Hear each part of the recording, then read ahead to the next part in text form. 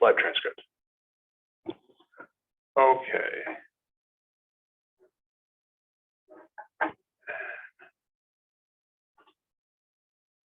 Okay, it's there. That should start showing up down there at the bottom.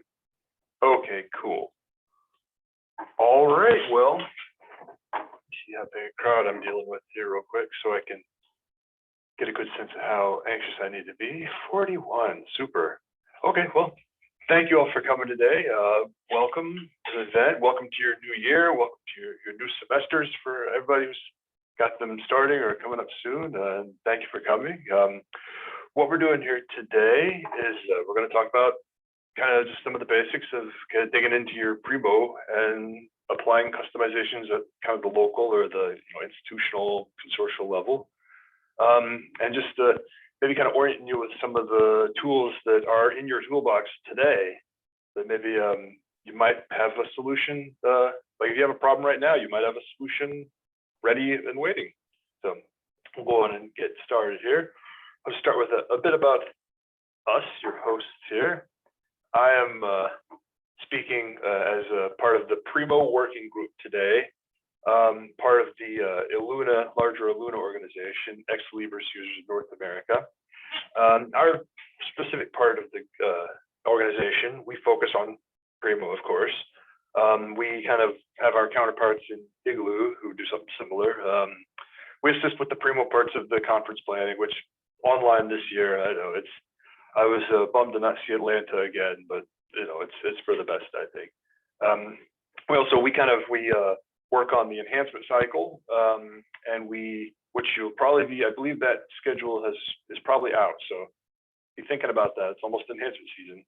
And then we kind of whenever like if we'll hear about ex-Libris is thinking about changing something and they want to see what the community thinks about it, we'll kind of reach out to you all, see what you think, and we kind of we'll tell them, yeah, no, that's great, or we may tell them, no, you guys don't need to do that. But yeah, and we also we're looking to occasionally do like special focus kind of things, like this very event, where the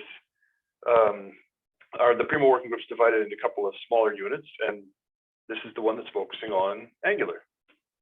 And I think I see some of my co-subgroup members in the crowd today. Matthew Black and Edgar Garcia, Margaret Heller, Christina Hennessy, and Christina, I see you on camera there, and then me, of course. And so please keep any of these names in mind. If you leave the event today and have any questions about this stuff, just give us a holler. We'll be happy to talk to you. And when we get a little later in the event, we're going to kind of divide up and split some of the effort of looking over like troubleshooting and stuff too. So let me see. What are we going to do today? A few goals for this workshop. This ended up being a little text heavier than I expected, but we'll get to all of it. We're just kind of starting from zero. Like we're starting from not having anything on your computer, except I think I'm presenting from kind of a Windows perspective. So if any of y'all are Mac or Linux, I apologize, but any of the documentation for this stuff will also cover the different systems. So we're going to start with the installation of this development environment tool. We're going to set it to where it looks like your Primo at your institution. We're going to kind of dig into the package, like the interface package that it overlays when you add the customizations. We're going to actually do some testing, like we'll actually change something in your package that you can then apply, and like we'll change a little bit of color, a little bit of text or something like that, just to demonstrate it. And then we'll add one of the very simple tutorial integrations in Angular.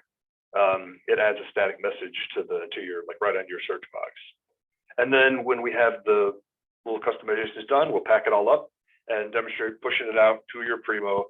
And I have a lot of background in back office and about 1.5 years of experience with VE. So we are going to cover both flavors of Primo. And I think like a lot of the documentation related to the devenv, it was originally written for BO, and they've kind of added a little bit of VE on there. But any of the gaps in the process that don't quite mention VE, I can show you that firsthand. So should be, and almost everything, really, except for maybe a few hyperlinks and a few variables, a lot of the content will go both ways, because we really only are going to touch Primo when we upload the package. Like everything else, we're going to be working with text files of CSS, JavaScript, and HTML. So, all right. Oh, and I forgot to mention, here are the timestamps. So if anybody wants to go on and skip ahead in this recording to something that interests them, then you can go on and click the links there. No, I'm just kidding. So this is live, at least for now. And if you're watching this recording, these are not actual timestamps. I'll put in the real ones later. So anyway, so yes, so I've been rambling about this AngularJS thing for a little while now. You may have seen it pop up on listserv a little bit in the last year that it's kind of going away. That's not the whole story. So the broader global AngularJS team has moved on to the successor version, Angular. But so Libris kind of kicked it around a bit if they wanted to move Primo to Angular, and it was going to cause service outages. It was going to break all of our existing customizations. It was going to cause havoc all over the place. So they've decided instead they're committing to keeping Angular like secure. Like if any vulnerabilities are discovered, they will fix it to keep the interface running. But they kind of figure they're just going to keep things as much as we've invested in as a community and as much work as they've done on it. We're just going to stay with it until, I don't know, some number of years down the line when it's time for the next gen interface. So yeah, so please don't be dissuaded from doing anything with Angular just because Angular itself isn't going to be updated anymore. Like we still have a lot of great stuff already developed in the community that you could implement. You know, you could have ready for your students by the end of this week if you wanted. So yeah, please don't be dissuaded from even creating new things, because it's I'm sure they're probably tinkering with wireframes and whiteboards deep into Libris buildings somewhere as we speak. But I don't know. I guess it'll be a couple of years till we get a next gen interface. So, but I don't mean to tease like I have any insider information or anything like that. I'm just either speculating there. So, and I realize that by now I've been throwing around this AngularJS term a lot. And I remember I told everybody when I sent out the posting that you didn't need to be familiar with any of this stuff to participate. And so if that term seems a little foreign. Oh, and yeah, by the way, if I get jargony, put me in the chat, ask me to clarify something, and I will be happy to do it. But AngularJS, what is it? It's a system that kind of builds off of JavaScript into a framework that lets you design web pages that they'll do stuff in the interface without you needing to reload the page every time the state changes. Pull data, you can move stuff. It just creates, and this kind of stuff's all over the place. It's like React, and there's just all these frameworks out there, Ruby, and various things that just try and make the browsing experience more, like an interactive software application. And the particular one they used for the Primo interface is AngularJS. So, and here's more information about it. And the Angular folks do a great Angular tutorial too, if you just want to learn more about broadly how the language works. But yeah, so how does it fit in with Primo? Well, the Primo interface is an AngularJS application. And anytime you see stuff sliding around or anytime you see it manipulating data, that's Angular working under the hood. And so it's got all these, it's a bunch of different components that are assembled into the interface. And when they built it, they intentionally made it where you could like tack things onto various components. They left a lot of very secret, quiet little hooks all over the interface. And so basically what we can do with Angular is there are all these little pins around the page, and we can make our own little widgets and scripts and hang them on these pins. And so then when the interface loads, like that, I believe actually that pin that I put over that image, that's a wee little Angular script, that little where when it loads the page, it wedges a little image source code into that box that's hidden in the interface. And there is a way, there is a small script you can add to your browser bookmarks that will show you where all these hooks are. And we'll cover that a little later too. But I'm guessing by now, I don't remember, they may even cover this in the implementation process, that I would be willing to bet almost everybody here at least has their school colors on their Primo. I'll just show you, because, and if you're not, if you don't, that's something we can do today too. So just to give you an example, like when we don't have any customization applied to our Primo, you get what it looks like on the left, default interface. But when we apply this customization overlay, you'll see we get our colors, we get our images, we get different homepage box right there under the search box. And there's different JavaScript stuff, things happening behind the scenes too that aren't really visible in that screenshot. And well, customizing it's very easy in a way, because you really could just open up the file and then you could open up a notepad and go nuts and add your JavaScript right there, save it, upload it, boom, done. But that's, I mean, I think I did that for a day or two when I first started. I was doing a few bits of HTML, zipping it up, uploading it, a few bits of CSS, zipping it up, uploading it, refreshing, uploading, posting. And I was on BO then, so I just said that, there has to be a better way. And there is. And so a couple of years ago, Libris developed this kind of virtual server environment where you, on your computer, it will kind of keep track of the little files as you're editing them and kind of upload and to its little test server environment and show you what it will look like in your Primo as you go along. So it's as simple as you can change a typo in your HTML file, save it, refresh, and see it right there in the development environment. It's so much faster than having to do the full customization package thing. And of course, like we have a test view at UK that I use on my live, I'm sure most folks have something like that. But this way, you're also completely separate from your live Primo environment. You can't accidentally break something. That you're not going to post something that patrons are going to stumble onto and wonder what in the world's going on. And so it's a very safe, cozy place to. Like I've chased down a couple of things that ended up being really bad ideas once I started working on it, but I was able to, in my quiet little development environment, nobody was the wiser, and nobody saw that I accidentally saved an API key in the file and had to go get it, and it never got on the internet. But these things happen. So yeah. I don't know if any of y'all mess with APIs. That would be like the equivalent of me leaving my house key at the grocery store or something like that, and somebody finding it and coming to my house or something like that. Anyway. Yeah, be very careful with your API keys, always. But yeah, so the development environment. So, and here's where I will do a little less rambling, and there are some things that folks can go on and start trying as we're going along. And I'll be kind of switching back and forth between my slides and an actual browser window here in a bit too, since some of this stuff is a little more show than tell. Let me see if it'll just let me swoop over top of this presentation here. Yeah, there we go. So let me get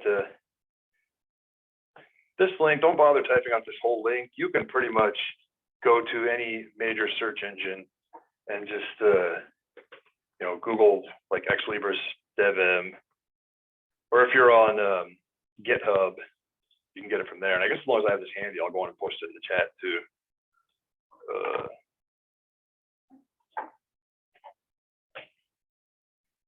And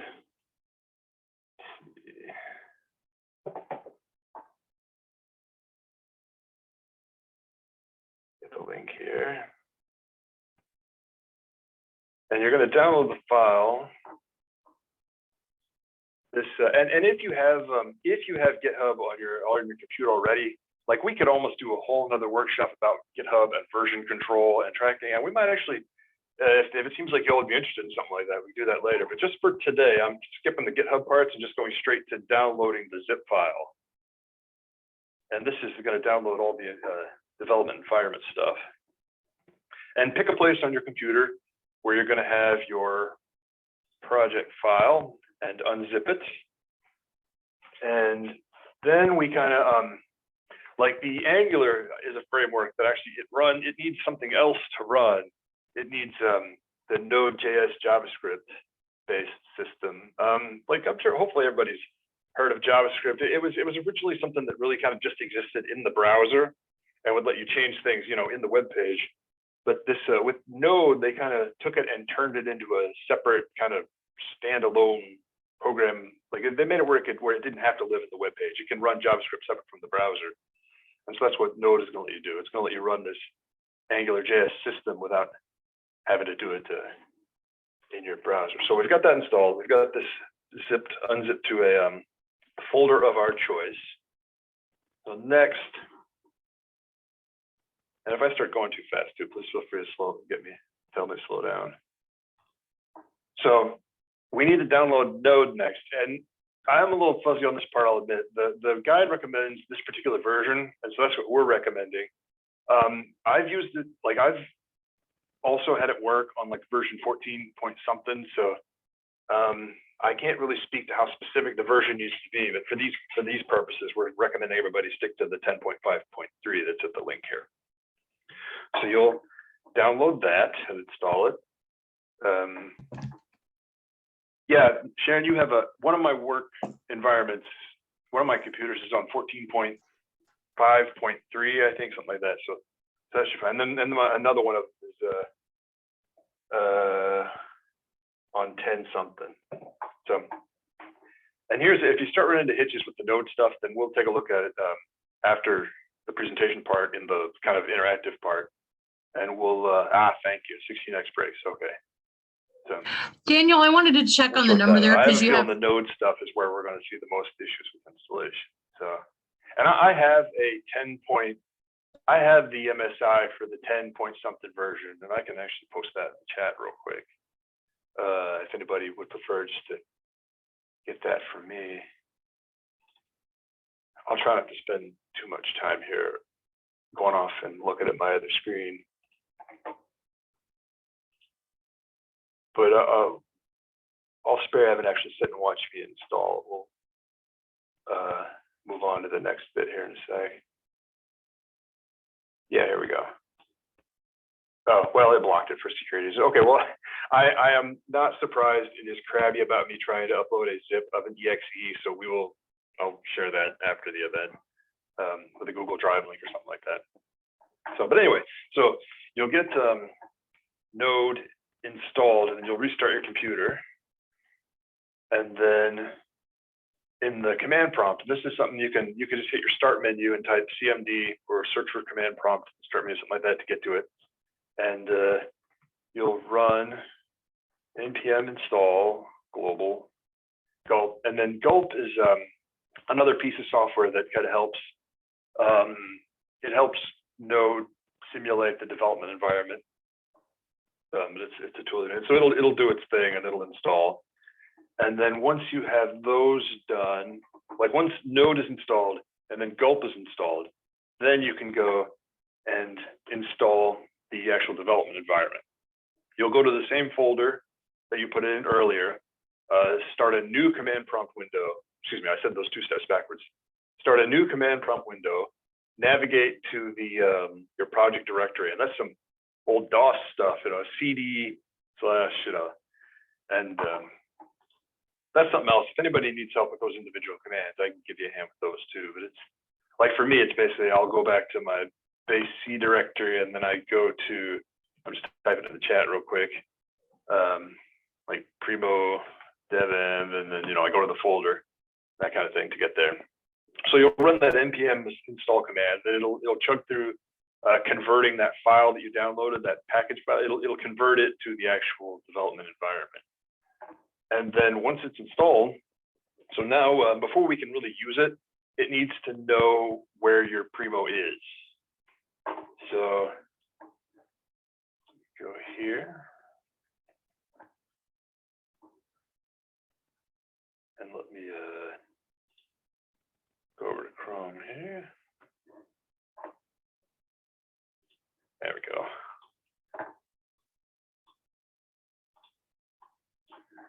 I'm just going to navigate to my project folder here real quick, and I'll show this. So here's where I put the devenv, and I need to go to this gulp folder and find this config file. And it's probably set from where I already did it, but I'm just going to hit Control F and look for proxy server. And that's not what I need. Here we go. There's a little bit of commenting bit. And when you first download it, it'll just say something like test server or something like that. You'll go in and you'll change that to, you'll see this is your Primo URL. Like hopefully everybody, you'll just grab it from, go to your Primo, grab that chunk of the URL. And I'm betting by now, everybody's probably HTTPS. So I think Libris might have actually enforced that a year or so ago. So you'll need to add this port assignment at the end of the variable also.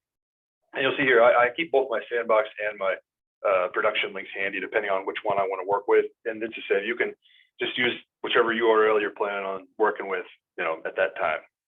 And so we'll save that. And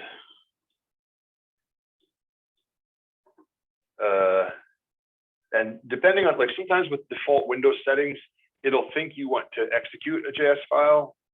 And so if something pops up and says, wait, are you sure you want to do that? It's probably trying to run the file. Just no, get out of it, right click and hit open with, and use like a text editor, Notepad, Sublime, Notepad++, something like that. And you can change your default file assignment then if you want to. So let me see. And now that it knows what Primo server to point at, it needs to know what Primo view to point at. So, and hopefully that part's not too jargony. I figured everybody should be familiar with what a Primo view is. It's where you do all your customizations and where you get all your settings and stuff too, where you set the links. It's in the views manager in VO, and it's in discovery. You can pick your views in Alma. But I actually will go over here, and I'll get into Alma and show you. You have two choices, like that devenv, or the GitHub site that we were at earlier to get the devenv file. It also links to like a clean sample customization package, and so you can get that. Or like if say you already have some work done on your Primo, like to get your school's colors or whatever, you can go into Alma here. Just make sure nothing's showing before I bring it over. You can go into your Alma and then go to your view, and you can go to your managed customization package and download either a template from here also, or the actual view that you're currently using right now. Like this, so this will have any existing colors, scripts, that kind of thing that's been done. And I kind of prefer that. That way, it's just, I'm picking up, wherever left off. And then you will put that back in my project folder. You'll put that in Primo Explorer in this custom folder. I probably should have went on and downloaded it while I had it up.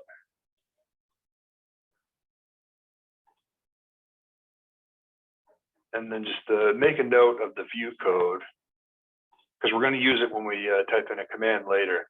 And like when you're viewing it in the browser, there'll be like a colon in the view code, like when you're doing regular Primo browsing. But some of these systems don't support that colon character without breaking something else, and so it's going to replace it with a hyphen. So let me bring that folder over here. You'll see that here in a sec. Just copying my UKY view. Actually, that's a bad idea. I don't want to upload anything over my live view, so let me grab one of my test views real quick. I meant to grab UKY DAN. Yeah, here we go. Let's copy that over. There we go. So now I have my environment, I have my server, I have my view package. So,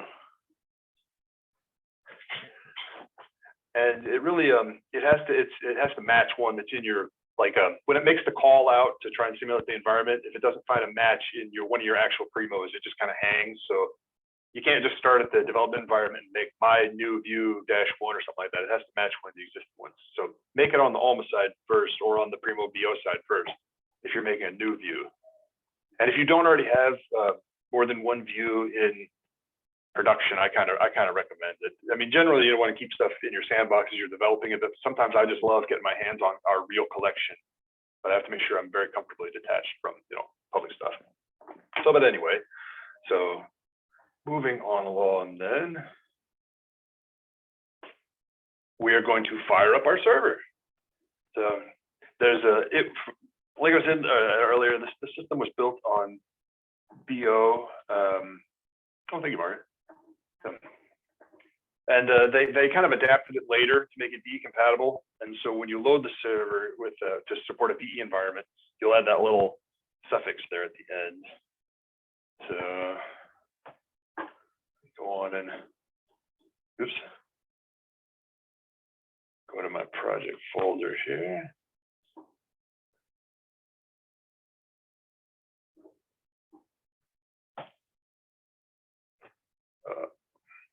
made a new one for this, and I bet I don't remember where it is.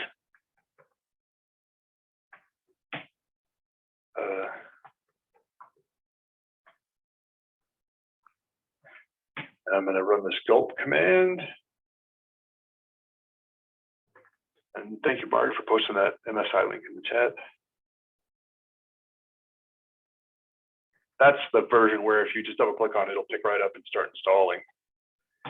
Okay, it's going to think for a little bit while it fires up the server.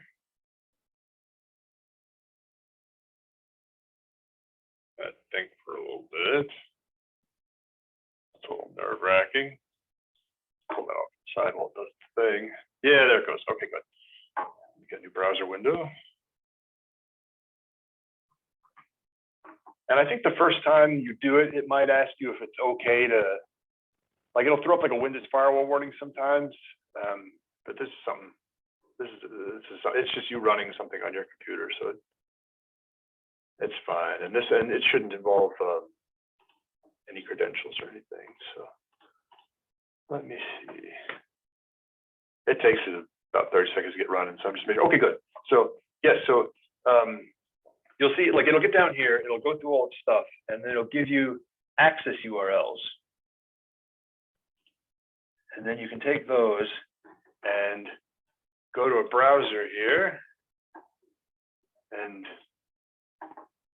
I think I need to go to my next slide here. Yeah, there we go. And this stuff, these specific links are also in that devenv documentation on GitHub. So it's something else you'll just be able to copy over. And you'll see the difference between BO and VE. And you'll see this, it's something that's part of their regular Primo links too. Like when you see old, Primo BO hyperlinks, they have that Primo Explore chunk, and then VE hyperlinks will have that discovery chunk, just different systems. So let me go to my one for the view that I just set up. And then I'll think for a sec. And then there you go. And I hasn't quite pulled the labels yet. See if I can fix that real quick. That junk on the top's a little weird. It's supposed to get the labels.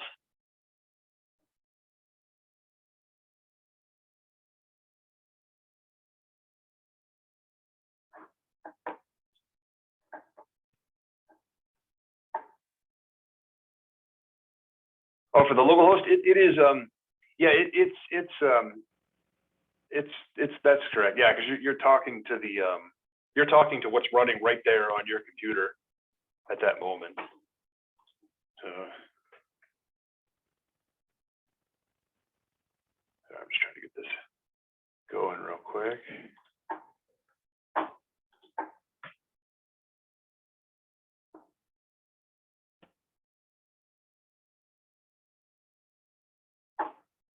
Trying to figure out why I wasn't getting my. Well, I'll move on here in a second if my labels don't show up, because it's not important to this presentation. Oh, there they go. There we go. So this looks like a live Primo, like a real Primo, but this is happening on the little server on my computer, and there's still some odd clutter in here, some stuff I was fiddling with, like this random node on here and this chat feedback thing I was working on, and so but you'll see this. Now this is here on our computer. So now let me go in and see what I had next. Okay, so it's working. And sometimes, like if you don't get the view code or the URL right, sometimes it'll just kind of sit and spin and it won't give you any kind of indication that anything has happened. So if it just seems like it's hanging for like 30 seconds, there's probably like an error in your URL. Or click over to your command window and see if like if it crashes for whatever reason, it'll add a note right in here. So yeah, so we have our working development environment server now. So we will look around at what all is going on here. So now that I confirm that the server's working, I'm going to take a look at my customization package, and we're going to go a little more into what all is in here. So you see there are 4 folders in here.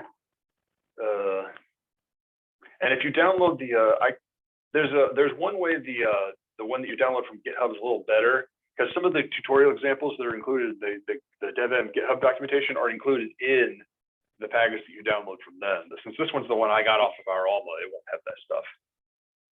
You'll see it has CSS file. This is where you put the bits that describe how things are going to look, your CSS style. Your HTML page. For BO folks, it's this home ENUS, and you can make different home pages for different language codes if you want. You just put the different, EN, FR, just whichever on there. VE folks will have this homepage folder that their homepage file is going to live in. And there it is, homepage_EN. And then there's also like the Primo has a built-in help page that I think is kind of switched on by default. It's something you can add in your links menu when you're customizing the view. And if you want to use the help page, here's where you would put your file that it then links to. Other than that, we have a repository for your images. We kind of do a mapped thing with ours, so they're all living in here. One of these days, I'm going to convert the SVGs just for the scaling, but I don't know, maybe this summer. I think that was maybe the summer thing last summer too. So, but anyway. And then a JavaScript folder where it's going to show some of the, your various JavaScript files that you're going to use.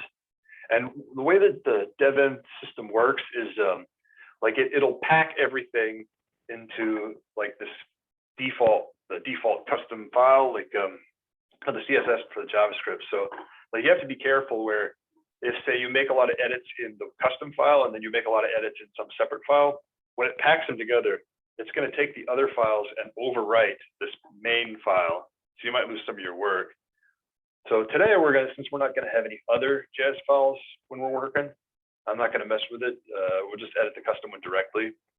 But when y'all are doing it, but then again, that's another thing where we could probably do a whole another separate workshop just about managing your versions and organizing the files and all that. It's something that I would actually have to step away for a little bit and learn more about it myself before I could speak authoritatively about it. So anyway, moving along here, and then I just wanted to emphasize in this slide here too that everything we're editing in this development environment is just here on our local computer. You're not going to mess with your real Primo.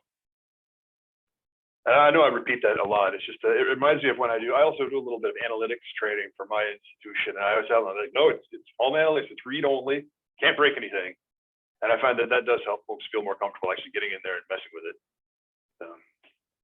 But yeah, it's just it's free. Actually, analytics was how I discovered when I was new to this that I accidentally removed an entire 80,000 record repository from our Primo by accident for 2 weeks, and fortunately, it was just copied from a different source.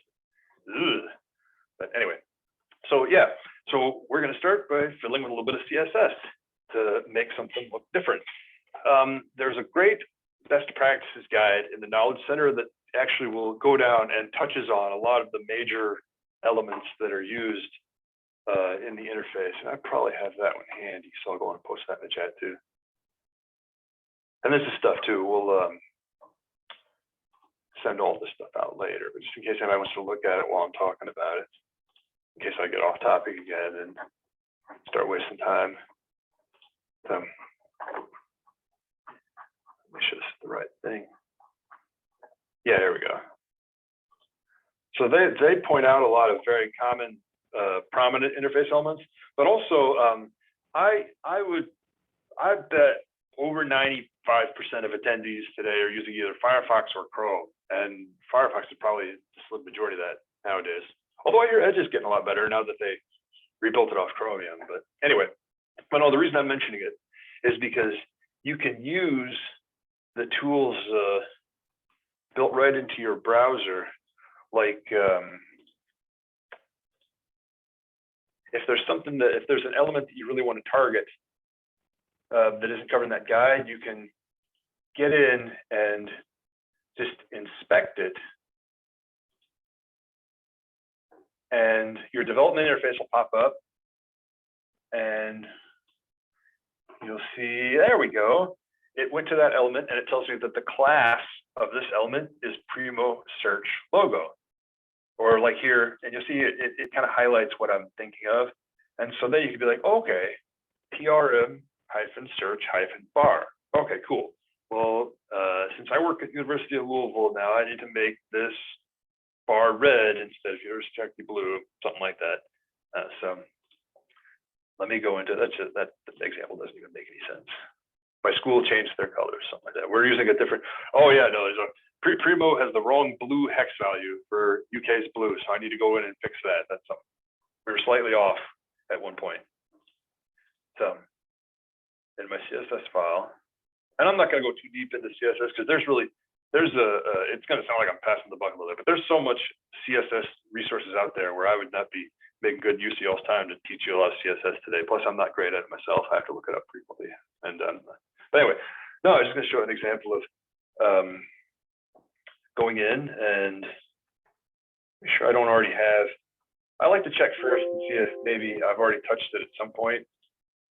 Yeah, there we go. Okay, so I already have a rule for PRM search bar. Let me go on and just change that color. And then go over to wherever I had. I've gotten to the point of the presentation where I have too many tabs open now.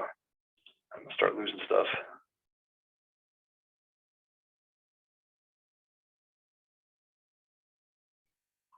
Let me make sure it took.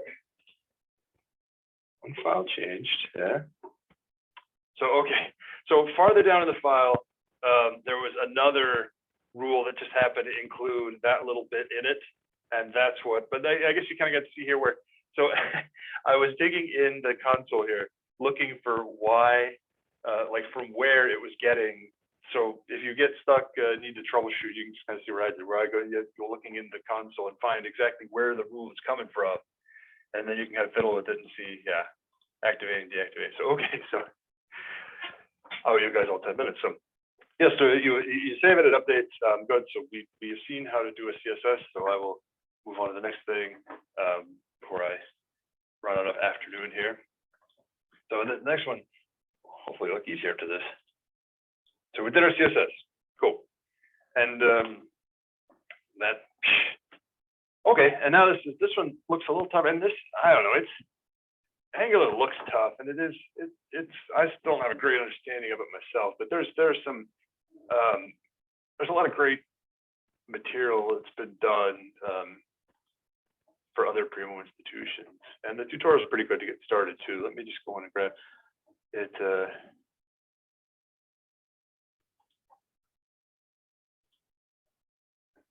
But I probably already have it in my thing here, so let me just bring that up. I was going to show you what to look for.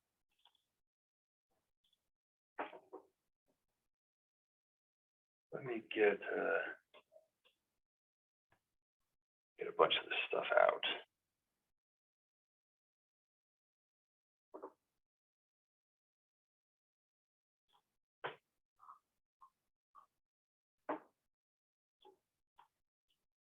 Okay. Yeah, here we go. So I just opened the JS file that's in your customization package here, and it kind of comes with the the wrapper that you'll put your Angular stuff in. So let me hop over to the devenv guide, and we're just going to grab the first example here and use it to demonstrate adding a customization. It's in the JavaScript section. And so like I was talking about earlier with the pins and the hanging scripts, and I encourage everybody to read through this on their own. But basically what we're going to do, I will share a link to a bookmarklet, which is a little piece of script that you can run in your browser. And what it does is it will show you the names of all the various little hooks. I'm bringing it up real quick for a real quick demo.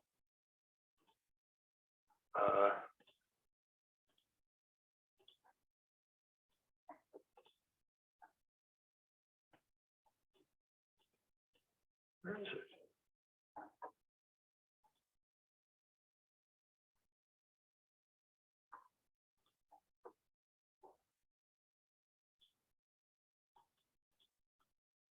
Yeah, here it is. Okay.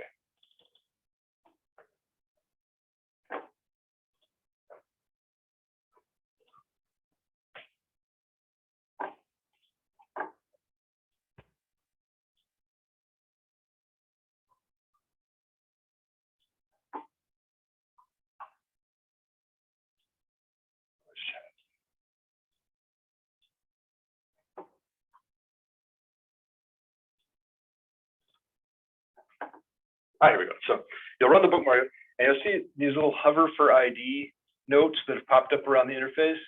If you hover over one of those, you'll see like this PRN back to library search button after. Just make a note of that, because then when you go to work on your customization, you'll see here like this one, we are going to tack a little box onto PRM search bar after. And they all start with this PRM notation, short for Primo.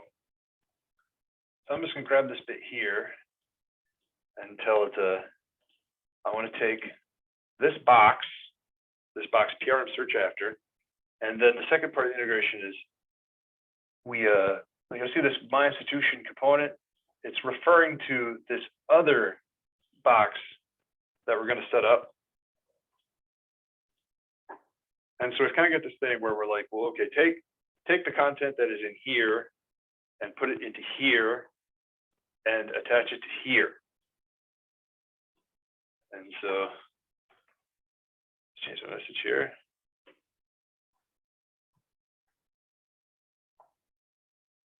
Since we were closed on Friday. And let me save that. Now watch this one not work either.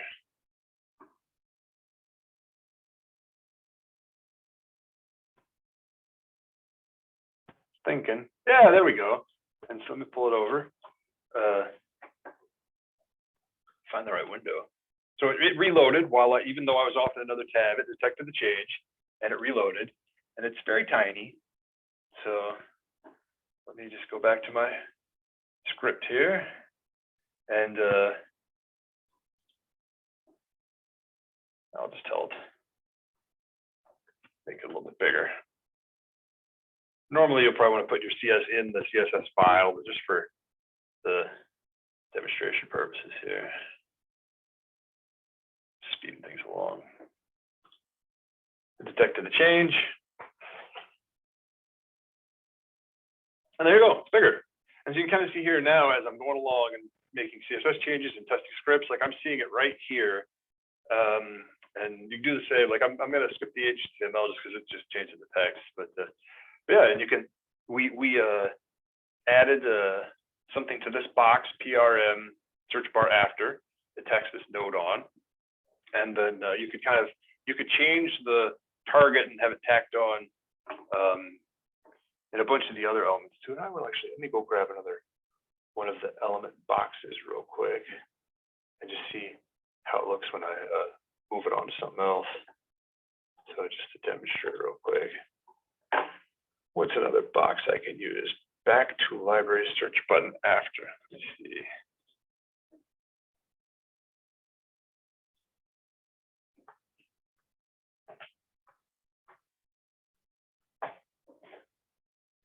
Reload it. It's thinking.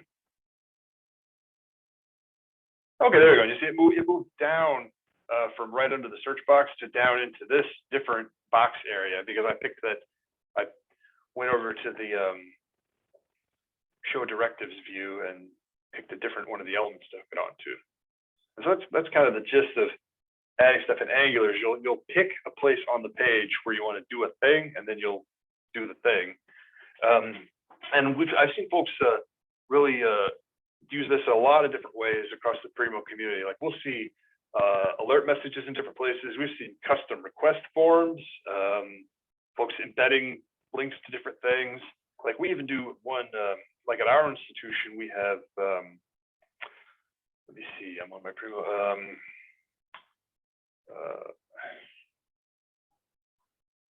Our special collections folks use Aeon from Atlas to manage access to their sources and stuff.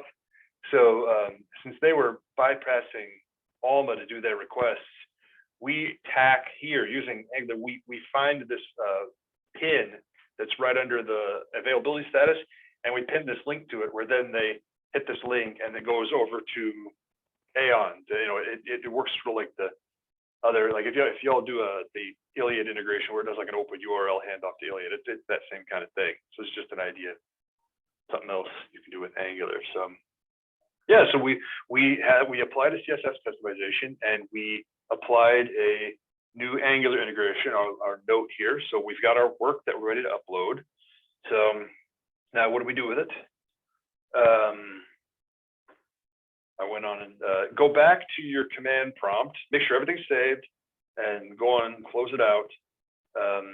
And then go back, and I'm going to close that separate prompt that had the server open so I don't get mixed up again.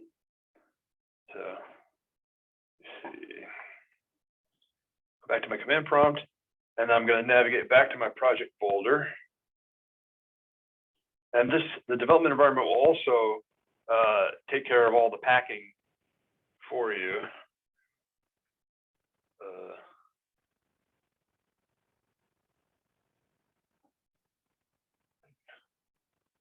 And really, if any of y'all ever make like a batch script, like I type this folder stuff so many times. When I actually do my regular work, I have the command saved to a batch script where it just navigates the folder, it loads the development environment, it loads view code. It just makes life, it saves.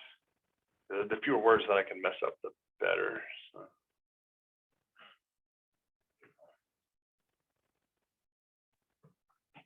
Okay, so yeah, so I go to my project folder, I tell it I want to activate the create package command, and it'll think for a sec and check what packages it sees and offer you a prompt.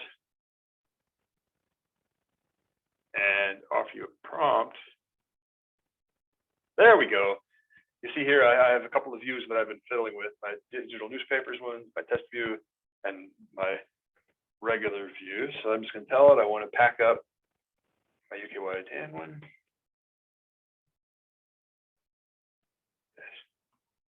Oh, I'll never get the hyphens and the underscores right. Okay, and it thinks for a bit, and it plops it in. Go to the right folder here.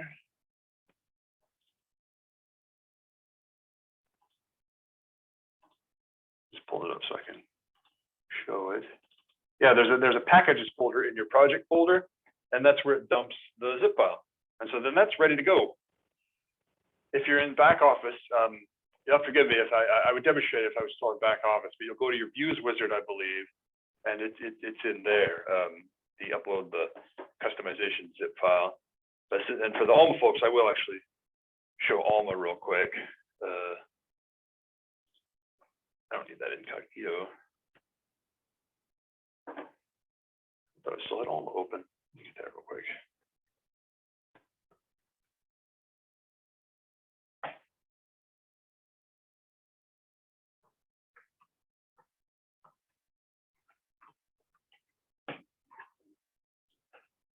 Get those guys out of the way.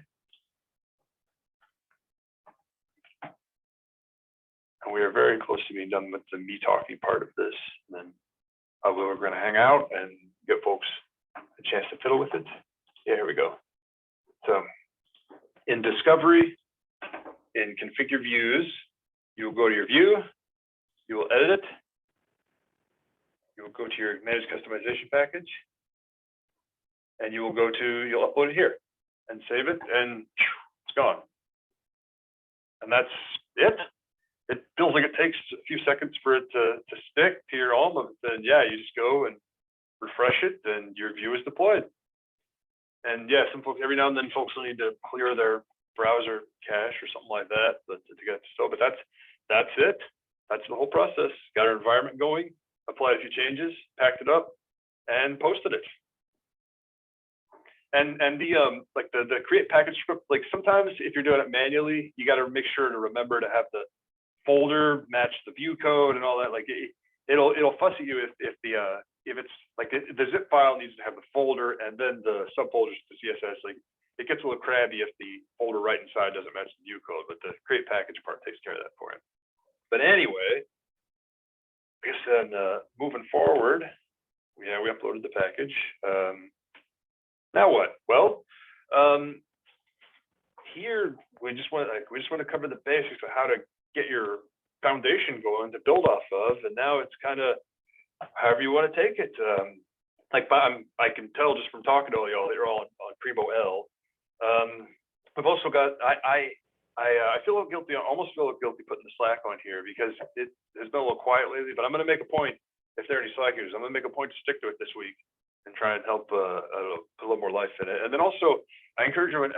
I'm a little biased since I'm the chair of our Bluegrass Regionals group, our regional users group. But I encourage everybody look around in your regional, talk to your nearby colleagues too. Especially, I know I have a lot of little brother and sister institutions where it's just like one person doing like Primo in like 10%, 20% of their time or something as they're able to. And so, yeah, definitely. There's a lot of this stuff's been around a couple of years, so there's a lot of great work that's been done. And just look around, like you can almost go on GitHub nowadays and just type like Primo-Explore and see what other institutions are doing. Like I know a bunch of folks that they just have their customization package on there to see and to keep track of. I think ours is on there at the moment. I don't remember if I have it set to private, but and then yeah, check around there's some great developer post blogs in the Libris Developers Network. And then I put that last one on there too, because like the development environment is really a Primo thing, but all the bits and pieces that it brings together, CSS, HTML, JavaScript, that's just regular stuff. That's just things that have been out there for years. There are tons of ways to learn more about those. And really just, yeah, just get out and try stuff and see what works. And if you have an idea for something, but like sometimes I will have an idea where something will look cool, but I can tell that the Angular part of it's going to be over my head. So I'll just kind of float it out there and see if maybe somebody be like, oh yeah, well I bet we can tack that on to this footer element right here. Something like that. Get it to talk to it because it's pretty cool. And please go through in detail the whole devenv documentation that's on that GitHub site, because it really gets into some neat stuff too, like digging into the like how to look under the hood and see the PNX data that's there so you can manipulate it and stuff like that. And then there are two other Angular examples that are a little more dynamic that are really good too. So please check on all that. And then there's we have a list of various links and things that we've collected in the working group that we'll send out to. So there's more supplementary material coming within the next day or so as I pack it up. But like I kind of feel a little guilty because the conclusion of the presentation part of this workshop is kind of like, okay, well, you guys go figure it out. But it's really more positive than it's please, I hope this is a good start that then you can, the name of the bookmark. Here, let me go grab it real quick. Let me see if it's just on the GitHub thing. There's a text file that it's in. Oh, well, I can probably just put the text file in the chat. Hang on. Oh, whoops. Yeah, before I get too far sidetracked, let me just grab the text file that contains the little script for the bookmarklet. And what you'll do, you'll make a new bookmark in your browser and copy this JavaScript string in there. And then when you run it, it'll take the Primo interface and tack all the hover for ID little icons onto it that then you can grab and build off of. There it is. Oh, it blocked a text file? Huh. Okay. Well, since it's been, oh, I didn't know if it would work to post in the chat like that, but I guess it's just text. So. Okay, thank you, Margaret. Yeah, just grab all that big chunk and go and add a bookmark and paste that in there. And what it does is it kind of goes across the page and changes some of the style elements of the things that it recognizes as eligible elements. So yeah, well, that's kind of, I was hoping to just be about an hour, and I think I went a little longer because of stupid CSS, but I guess I'm just kind of, oh, I almost forgot, yeah. If I made parts of this look like a hassle, and I probably definitely did, then there's also Primo Studio, if you haven't checked it out. It's very good for doing a lot of common tasks, setting the style, like the colors of a lot of major elements, changing your icons, applying a lot of popular useful integrations, like the Hoppy public thing's real good, and I think it does the browsing one too, a bunch of other stuff. And it will actually just do some click, click, click in your web browser and it will make the customization package for you that then you can go put to your Primo. So if I have also succeeded in having you be like, I don't want to mess with this business, then definitely go check out Primo Studio also. So it's good stuff. So, and it was kind of also created just because this stuff can be a bit of a hassle. So it's a great, like it's fantastic that Primo is also this kind of platform that we can build off of for any neat things that we want to try. But then the trade-off is it can be a headache to work with sometimes, but there's different tools. So anyway, I think that, yeah.